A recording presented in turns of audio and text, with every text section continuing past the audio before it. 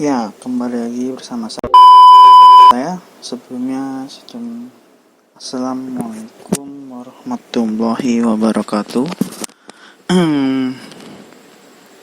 Di sini suara saya agak serak. A few moments later, a few inches later, 2 hours later, 1 eternity later. Oke. Pada hal sebelumnya di part 1, bagi kalian yang sudah nonton dan subscribe atau like atau komen, terima kasih sebelumnya. Nah, lalu pada kesempatan kali ini yaitu lanjutan dari part 1, dimana di part 1 kita sudah membahas berbagai fitur dari Microsoft Automatic. Nah, sekarang kita akan membahas bagaimana caranya menggunakan Microsoft Automatic ini, dan ada soal pembahasan dan contohnya juga. Semoga ini memudahkan kalian dan membuat kalian lebih paham lagi dalam semangat dalam belajar. Nah, sebelumnya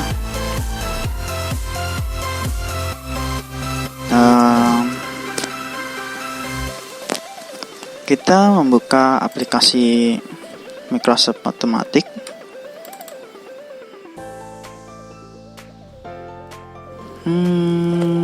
Kita tunggu. Nah, di sini kemudian kita sudah jelaskan semua ini. Lalu kita akan membahas fitur-fiturnya ya. Nah, di sini di aplikasi ini kita dapat membahas, yaitu pertama bisa dilihat dari kalkulatornya. Kita bisa membahas di sini materi kalkulus, ya, integral, limit, sigma dan lain-lain.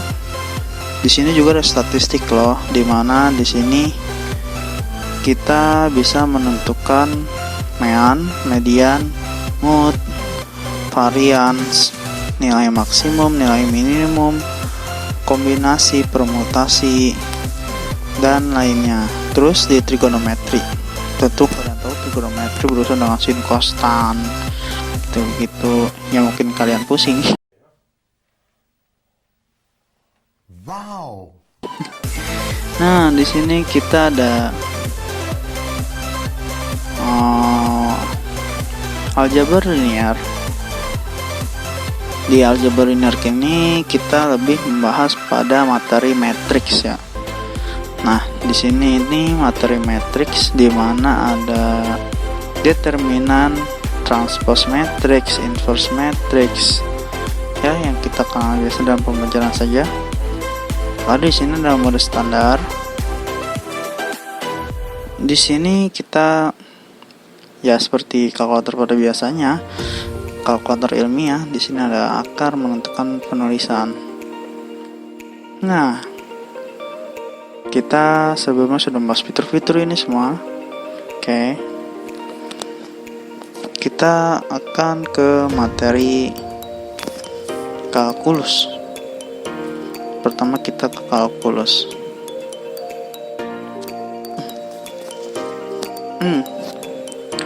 Di sini kita kalkulus membahas tentang yaitu soal integral. Nah, bagaimana sih penulisan integral di sini? Kita bisa langsung tulis di kolom ini di bawah sini. Nah, kita langsung saja integral. Kita cari di sini, perintah di sini. Integral dari 4x. Kita pangkat bisa gunakan ini. Pangkat 2. Lalu dikurang 9x pangkat 3. Kita dari sini ya, dikurang 9x pangkat 3, lalu ditambah 16x.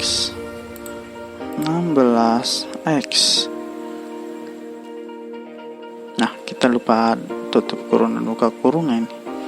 Oke, kita tambahkan tutup kurung di sini dan buka kurung di sini. Nah, kita sudah selesai ya. Lalu bagaimana? Ini caranya mudah. Kita tinggal tekan enter saja. Serut. Maka jawabannya sudah langsung ada. Nah, jadi hasil dari integral 4x kuadrat min 9x pangkat 3 plus 16x dx di sini adalah min 9x pangkat 4 per 4 ditambah 4x pangkat 3 per 3 ditambah 8x plus c. Oke. Sebenarnya ada keterbatasan di kalkulus ini karena hasilnya ini tidak begitu akurat atau kurang lebih rinci ya. Di sini langsung ada outputnya saja, jawabannya saja. Lalu kita ke menu grafik di sini ya. Nah, ini kita cut dulu, kita hapus yang kalkulus tadi. Kita ke grafik. Nah, pada grafik ini kita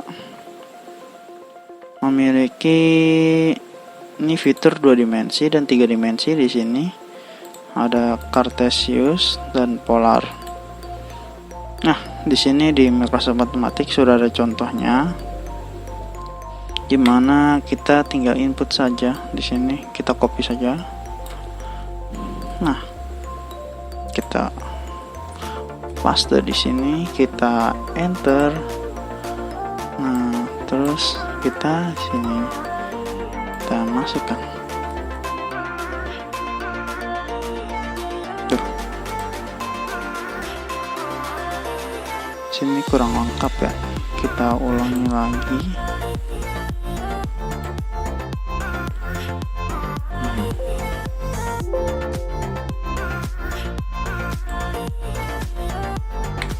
A dikali Y pangkat 2.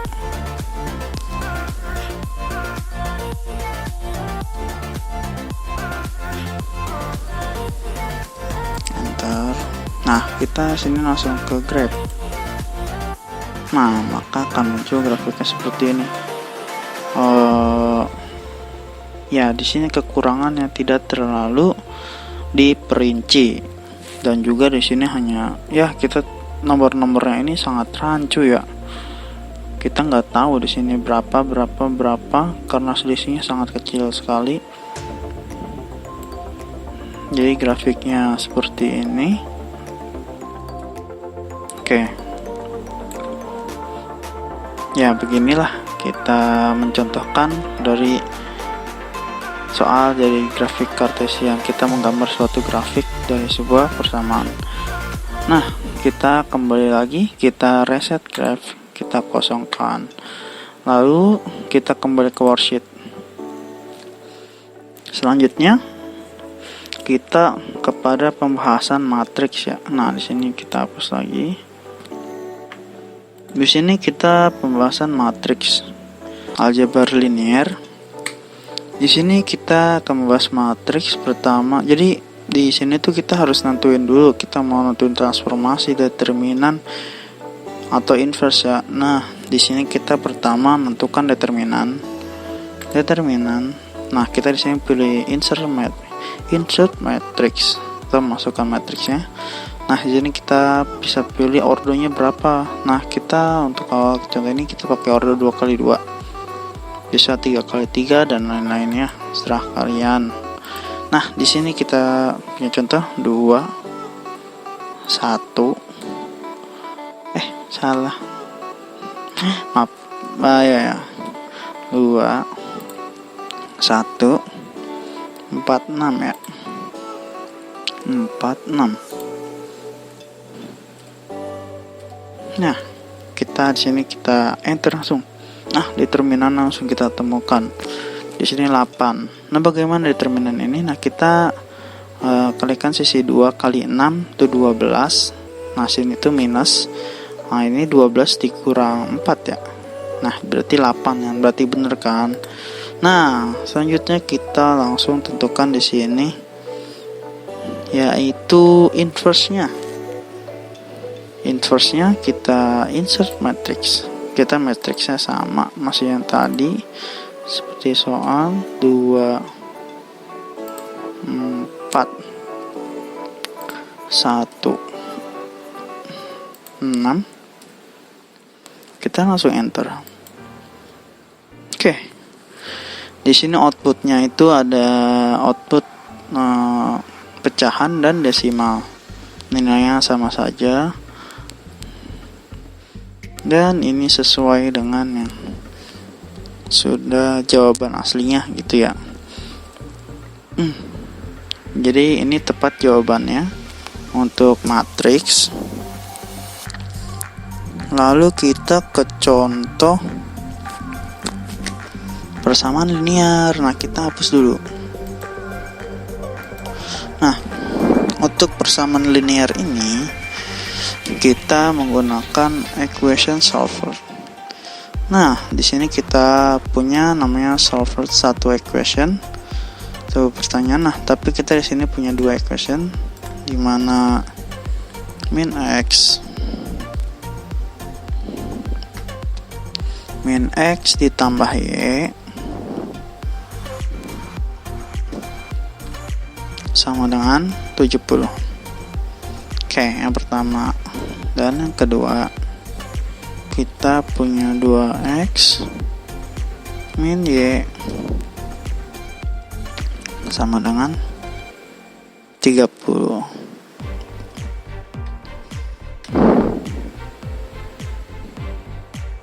Nah, kita solve. Di sini kita punya solusi mana x sama dengan 100 dan y sama dengan 170 ya. Untuk nilai-nilai ini, nilai si x dan si y, kita di sini punya beberapa solusi. Di sini solusi menggunakan substitusi, lalu dengan matriks dan eliminasi. Nah, ini kan begitu panjang ya pembahasannya.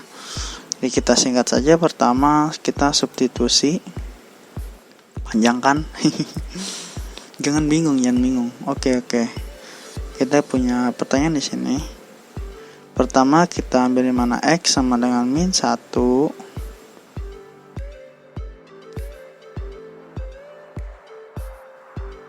Nah, lalu kita substitusikan. Kita mendapatkan y sama dengan x plus 70. Nah, di sini kita punya nilai si y. Lalu kita substitusikan lagi min 1 ke 2x. Lalu kita dapatkan x sama dengan 100 dan y sama 170. Kalau dijabarkan ini emang agak sulit dipahami ya bagi kalian, cuman nih solusi yang cepat mungkin ya.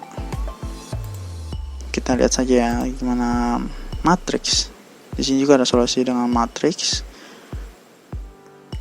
Oke, kalian bisa pelajari sendiri, coba di rumah. Lalu eliminasi. Untuk eliminasi ini kita tidak perlu, sana agak sudah untuk dijelaskan ya.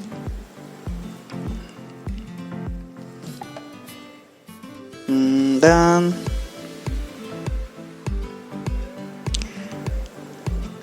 kita sampai di sini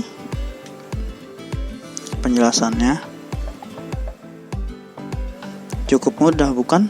Nah, coba kalian pahami di rumah, kalian coba sendiri. Bagi kalian yang ingin aplikasinya bisa download langsung di part 1. Di sana sudah ada file, media file dan link yang dituju untuk mendownload aplikasinya. Dan juga di sana ada sebuah aplikasi pendukung jika kalian tidak bisa menginstal, itu .NET 35. Dan sebelumnya terima kasih bagi kalian yang sudah menonton video ini, mensupport video ini, dan kami dari kelompok kami, sebenarnya ini tugas kuliah ya gitu ya, dari kelompok saya mengucapkan terima kasih sebanyak-banyaknya, dan semoga ini bermanfaat. Dan bagi kalian yang ingin bertanya-tanya atau komen di komentar, bisa langsung, dan sewaktu-waktu nanti saya jawab. Lalu ya di sini kita aplikasi ini juga punya kekurangan sih, punya kelebihan ya kan. Nah, kekurangannya di sini itu nih ya,